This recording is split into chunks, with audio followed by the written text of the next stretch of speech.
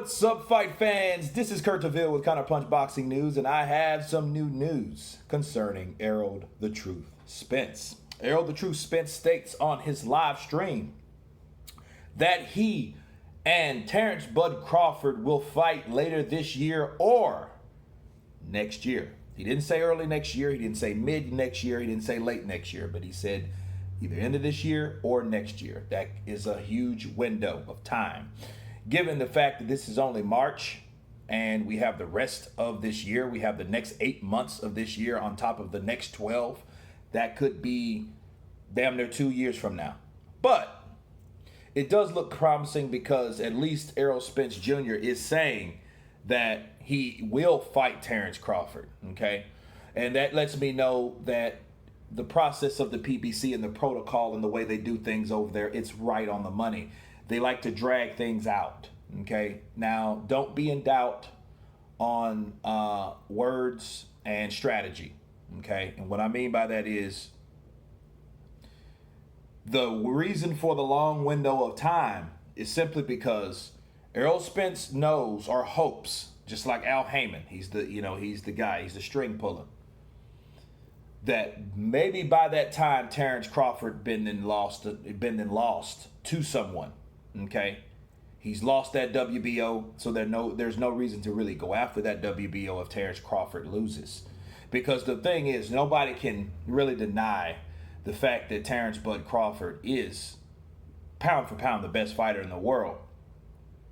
Now, you're giving a fighter like Errol Spence, as hungry as he was to fight certain people, he wasn't adamant on fighting Terence Bud Crawford. Okay, he wanted to fight Pacquiao or he wanted to fight Keith Thurman, but now that we mentioning Pacquiao has other options. Pacquiao can do really much what Pacquiao wants to do. Okay, he doesn't have to stay with the PBC. His contract has been fulfilled to fight the guys that he's fought, and you know the only reason he fought on the PBC banner was to get another crack at Floyd, and that ain't gonna happen. You know, especially now anyway. Okay, and he doesn't have to fight. That's why Errol Spence knows. You know, his eyes are open on that reality of maybe he won't get the chance to fight Manny Pac-Man Pacquiao, which could be a good or bad thing, okay, for a lot of reasons, all right? So I think now he is mentioning Terence Bud Crawford because there's really no one left to fight, you know, except Danny Garcia. He mentioned Danny Garcia, and he mentioned Terence Bud Crawford. At least the list is getting shorter, okay? Because there was Keith Thurman, there was Sean Porter rematch, there was that Pacquiao promise, okay? So there was a lot of names that he was throwing around before that word or that name of Terence Bud Crawford.